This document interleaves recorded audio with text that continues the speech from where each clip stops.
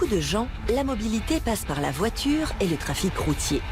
Toujours plus de véhicules et de transport de marchandises, c'est aussi plus de stress pour l'humain et de dommages pour les voies de circulation.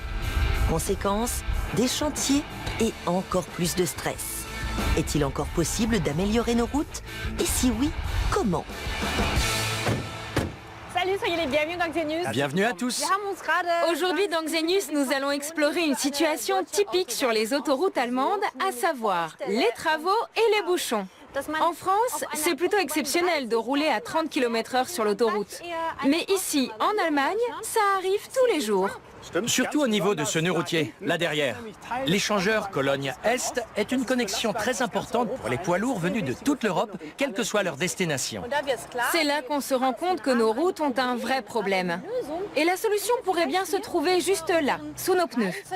Car nous ne sommes pas sur une route tout à fait comme les autres.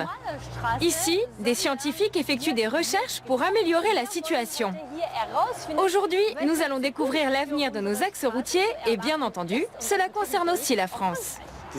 L'ennui, c'est que pour avoir des routes meilleures, il faut les construire. D'où la bête noire de tous les conducteurs et une source de danger certaine, les travaux. Une route en travaux en Allemagne. La chaussée est rétrécie, pas pratique en cas de trafic dense. Et ce n'est pas tout. Sur les zones de chantier, le risque d'accident augmente. Les experts estiment qu'il est multiplié par 3. Les conducteurs sont exposés à plus de contraintes, ce qui pourrait inciter les autorités responsables des transports à revoir l'aménagement des chantiers. Pour en savoir plus, nous avons réalisé une expérience avec 2 volontaires. Harald, qui circule surtout à vélo, et Corinna, qui utilise sa voiture quotidiennement. Pour mesurer leur stress, ils reçoivent tous deux un cardiofréquencemètre. Au repos, Harald affiche 75 pulsations par minute et Corinna 92. Ils seront accompagnés par une psychologue. Pour les placer en conditions réelles, nous leur donnons un horaire à respecter. Vous vous rendez à Cologne pour un entretien d'embauche. C'est le poste dont vous rêvez, mais malheureusement, votre GPS indique qu'il y aura des embouteillages. Et si vous n'êtes pas à l'heure, vous n'aurez pas le travail de vos rêves. Corinna s'insère sur l'autoroute. Après quelques kilomètres, premier tronçon en travaux. Entre les voies rétrécies et les entrées et sorties, notre volontaire n'est pas très à l'aise. Je n'étais pas rassurée, j'ai même un peu paniqué. Il faut vraiment que je me concentre pour venir à bout de cette portion d'autoroute. Le rythme cardiaque s'accélère. Corinna passe de 92 à 117 battements par minute. Rien d'étonnant à cela. Ici, les voies sur la chaussée ne font que 2,60 m de large, soit la largeur minimum autorisée. Harald n'est pas en reste. Sous des dehors plus décontractés, son pouls passe tout de même de 75 à 99 battements par minute. Ce qui m'énerve, c'est que la voie de gauche n'arrête pas de se resserrer. Oui. C'est indiqué là, 2,10 m. Ici, la voiture ne doit pas dépasser cette largeur. Du coup, je me demande quelle largeur fait mon véhicule. Vous n'êtes pas le seul à vous poser cette question, beaucoup de gens l'ignorent. Et de fait, aujourd'hui, de nombreuses voitures dépassent ces dimensions. Une source de tension pour le conducteur et un risque d'accident accru. Comment y remédier? Pour le savoir, Eva-Maria Skotke et d'autres scientifiques de l'université d'Aix-la-Chapelle ont placé 60 personnes dans un simulateur de conduite. Harald et Corinna relèvent eux aussi le défi. Les volontaires doivent traverser une portion de travaux particulièrement longue et 3 autres plus courtes. Ici, Harald tente de doubler. C'est pénible. Et ça fait même un peu peur, parce qu'on ne sait jamais comment l'autre va réagir. C'est pas rassurant. Les chercheurs jugent aussi les voies trop étroites, surtout celles de gauche, dont la largeur est réduite au minimum autorisé de 2,60 m, alors que celle de droite mesure 3,50 m. Dans le simulateur, la tension monte. Le pouls d'Harald atteint 98 battements par minute et celui de Corinna, 106. Et l'étude révèle encore d'autres facteurs d'angoisse.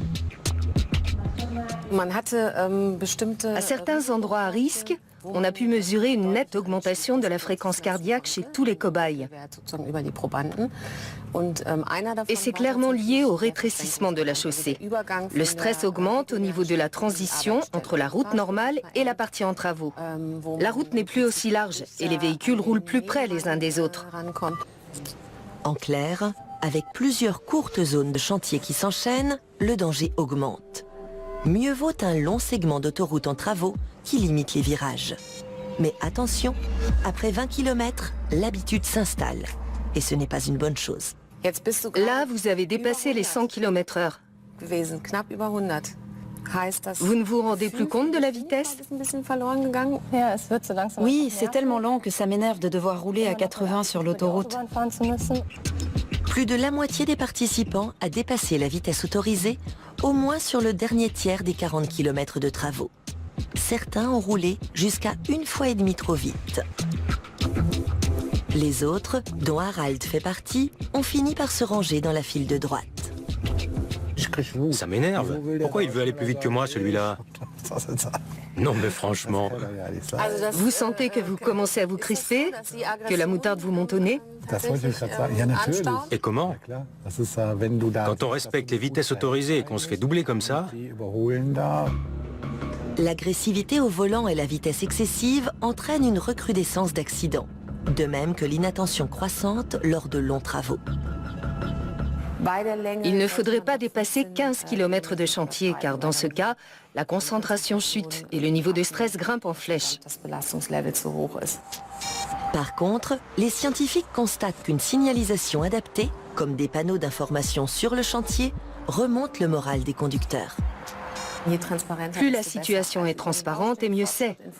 Cela apporte beaucoup d'annoncer aux gens combien de kilomètres de travaux il leur reste à franchir.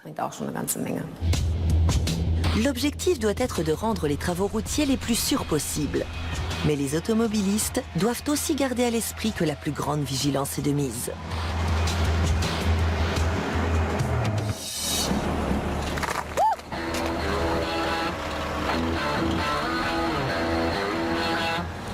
Adrian est en train de projeter un mélange de colle, de graines et de sable sur cette bande qui deviendra bientôt un talus de verdure. Ça va ? Je crois que je maîtrise. Il faut juste que j'évite d'en mettre sur la chaussée, mais à part ça, tout va bien.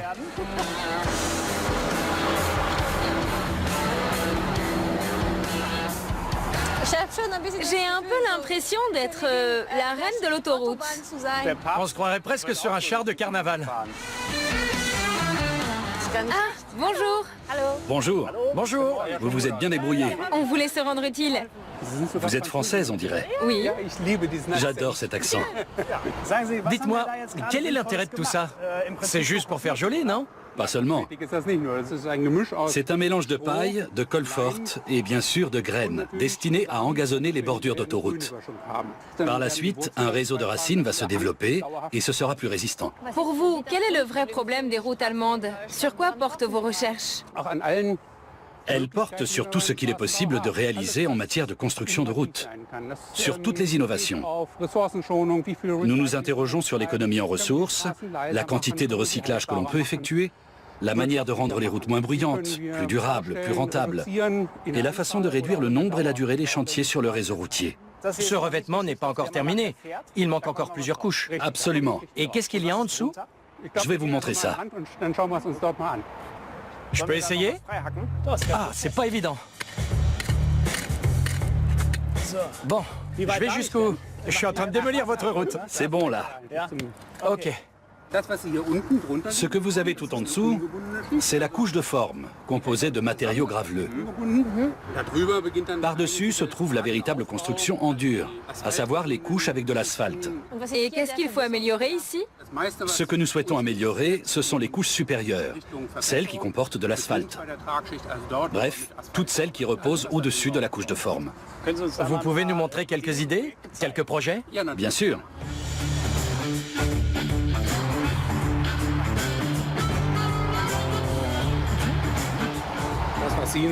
Ce que vous avez là, c'est un capteur de pression.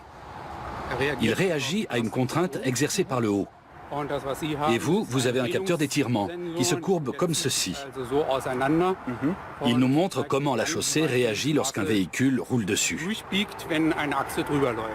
Ok. Ces deux capteurs sont placés assez profondément dans les nouvelles routes ou bien celles qui sont faites à partir de nouveaux matériaux. Nous les soumettons ensuite à des contraintes avec des poids lourds ou bien un dispositif qui simule le trafic routier en accéléré. On peut ainsi vérifier la pression et l'étirement qui s'exercent sur la chaussée et voir combien de temps elle peut tenir sans déformation. On continue la visite? Ici, au niveau de l'asphalte, on a... C'est du béton. Vous voyez, il y a aussi des inconvénients. Il s'agit d'un revêtement expérimental, une couche supérieure qui est très poreuse. Et très légère également. Absolument. Elle est composée à 20% d'air, d'espace vide donc. Si la pluie tombe dessus, l'eau s'écoule immédiatement à travers la route. Ça veut dire qu'on a une bonne adhérence en surface et que l'eau se retrouve sur la couche que vous voyez là. Il s'agit d'un matériau étanche. L'eau s'écoule donc vers le bas-côté et le système de drainage. Mieux encore, cela rend la circulation beaucoup plus silencieuse. Avec Adriane, nous parcourons les autoroutes allemandes à longueur d'année pour les besoins de l'émission. Personnellement, j'ai l'impression qu'en Allemagne, l'état des chaussées est pire qu'en France. Et vous, en tant que professionnel, qu'est-ce que vous en pensez ? Si on les compare, peut-être, en effet. En réalité, l'état des autoroutes allemandes est très bon et ne s'est pas détérioré ces 25 dernières années. Nous réalisons régulièrement des expertises qui le prouvent. D'après ce que j'ai pu observer, l'état des routes françaises à péage est excellent et même meilleur qu'en Allemagne. Mais leur financement est également différent. Encore une question. Quand vous dites que l'état des routes ne s'est pas détérioré ces 25 dernières années, j'ajouterais qu'il ne s'est pas amélioré non plus. Mais si rien ne change vraiment, à quoi bon tous ces travaux? Ce sont des travaux d'entretien. C'est indispensable pour maintenir les autoroutes dans le meilleur état possible. Ce qui implique des chantiers à répétition. Sans compter que le trafic est de plus en plus dense, ce qui dégrade davantage le réseau routier. L'argent joue évidemment un rôle primordial. La question de mettre en place des péages ou non revient souvent en Allemagne. Est-ce que pour être meilleurs, les routes du futur devront coûter plus cher ? Je dirais que oui. Il convient d'investir davantage. Mais en tant qu'ingénieur, nous devons aussi réfléchir à la façon de faire des économies. Je pense que nos routes sont encore perfectibles. Nous pouvons encore les améliorer sans pour autant que cela coûte beaucoup plus cher. Toutefois, investir davantage de moyens pour avoir des voies plus durables serait un avantage pour tout le monde. Ce serait à la fois meilleur pour nos routes et pour les usagers qui passeraient moins de temps dans les bouchons. Pour construire ce terrain de recherche, il a par exemple fallu dépenser la bagatelle de 7 millions d'euros. C'est beaucoup, mais cela représente un investissement pour l'avenir. Et pour s'en rendre compte, le mieux, c'est encore de jeter un coup d'œil dans le rétroviseur. La coccinelle, symbole du miracle économique allemand. Dans les années 1950, elle permet au plus grand nombre d'accéder à la mobilité. Plus qu'aucune autre voiture, elle a vu l'autoroute se transformer. Et elle a connu le bonheur de pouvoir se rendre de Munich à Hambourg sans aucun ralentissement. 60 ans plus tard, plus de la moitié de la population possède une automobile, en Allemagne comme en France. L'Allemagne compte 46 millions de voitures immatriculées, la France 35 millions. Dans l'Hexagone, l'état des autoroutes est jugé très bon. Les 3/4 du réseau autoroutier sont exploités par des sociétés privées chargées de leur entretien et de leur modernisation. En 2016, c'était un budget d'1,4 milliard d'euros. De plus, une grande partie des poids lourds se rabat sur les routes nationales pour éviter les péages. En Allemagne, pays de transit, les choses sont différentes. Les autoroutes sont saturées, l'asphalte est souvent en piteux état et doit être réparé. Depuis 1990, la circulation des poids lourds a doublé et on s'attend à une hausse de 40% dans les 10 prochaines années. Actuellement, sur les autoroutes allemandes, on compte environ 1 millier de chantiers de longue durée. Et ils se prolongent souvent plus longtemps que prévu. Quand on fait des travaux, il arrive qu'on tombe sur un imprévu, un sous-sol trop humide par exemple, ou qui n'est pas conforme à nos attentes. On procède naturellement à des sondages en amont, mais on ne peut jamais être totalement sûr de ce qui nous attend. De plus, il n'est pas rare que les entreprises de travaux routiers mènent plusieurs chantiers de front et manquent donc de main-d'œuvre et de machines. Mais en réalité, les causes de ces problèmes se trouvent ailleurs. Un trafic croissant signifie davantage de poids sur les chaussées, ce qui les abîme. Et là encore, ce sont surtout les camions les coupables. Un seul poids lourd de 40 tonnes cause autant de dégâts que 60 000 voitures. À cela s'ajoute le vieillissement de nombreux axes routiers allemands. Après plusieurs décennies, c'est la chaussée entière qu'il faut refaire. C'est actuellement le cas de nombreuses routes. Et puis, il ne faut pas oublier qu'après la réunification, nous avons investi beaucoup d'argent et de ressources dans les régions de l'ancienne Allemagne de l'Est. Les autoroutes de l'ouest de l'Allemagne ont donc longtemps été reléguées au second plan. À cela s'ajoute le fait que l'on réutilise constamment les anciens revêtements. Le problème, c'est que le bitume qui est contenu dans l'asphalte et qui sert à lier les gravillons se détériore. Le bitume souffre de ce recyclage constant, c'est clair. C'est un produit qui vieillit au fil du temps. Et au bout d'un moment, il ne colle plus aussi bien qu'avant. De ce fait, nous devons ajouter des substances pour le rendre à nouveau élastique, souple et collant. Depuis quelques années, l'industrie mise donc sur l'ajout de polymères dans l'asphalte. Ces revêtements sont notamment utilisés sur le terrain d'essai de l'Institut fédéral de recherche routière. Les polymères sont des agglomérants qui créent une structure réticulaire et rendent l'asphalte plus résistant, notamment aux températures. Il faut des températures extrêmement basses pour que le bitume et l'asphalte commencent à se fissurer. À l'inverse, quand la température monte, il n'y a pas formation d'ornière. Pour autant, les ingénieurs n'ont toujours pas trouvé le revêtement parfait. Ils effectuent donc des essais ici, à l'Institut fédéral des recherches routières, avec divers mélanges de bitume et d'asphalte. Les échantillons sont ensuite soumis à des tests de charge. Les essieux passent sur l'asphalte 6000 fois par heure. Résultat, d'ores et déjà, les nouveaux enrobés tiendront 5 années de plus. Les chercheurs travaillent sur d'autres matériaux pour tenter de rallonger la résistance des revêtements routiers. Mais ils sont aussi en quête de nouveaux concepts, par exemple, une sorte de chauffage au sol.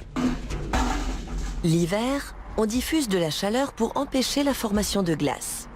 En été, la chaleur de la couche supérieure est évacuée pour que l'asphalte reste frais. Résultat, l'apparition d'ornières est limitée. Bien sûr, ce concept n'est pas pensé pour être appliqué à grande échelle, sur tout le réseau routier. Mais au point névralgique, comme aux abords des ponts ou dans les pentes, c'est une approche tout à fait pertinente. Mais toutes ces innovations ne permettront de gagner que quelques années. En 2017, 6,6 milliards d'euros seront dépensés pour la remise en état et l'aménagement des grands axes routiers, un budget record. Des investissements qui ne pourront sans doute pas contrer les effets de la circulation croissante des poids lourds. À ce rythme, il y a donc peu de chances qu'on puisse filer de nouveau sur les autoroutes, comme au temps de la coccinelle. Les routes qui ne s'abîment jamais n'existeront probablement jamais. Elles auront toujours besoin de travaux. Qu'y a-t-il à améliorer sur cette nationale? Émilie va le découvrir à bord d'un véhicule de contrôle. Je me trompe peut-être, mais j'ai l'impression que cette route a l'air en plutôt bon état. Je ne vois pas ce qu'on peut améliorer. Oui, on a souvent des routes qui ont l'air très bien en surface, parce que l'enrobé est renouvelé régulièrement. À l'œil nu, elles ont effectivement l'air en bon état. Mais une route fait entre 70 et 90 cm d'épaisseur. Pour savoir à quoi elle ressemble en dessous, on est obligé d'effectuer des contrôles.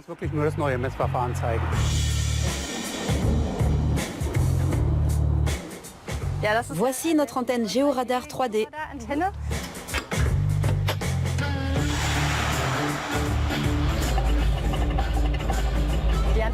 Cette antenne envoie des ondes électromagnétiques dans le sol.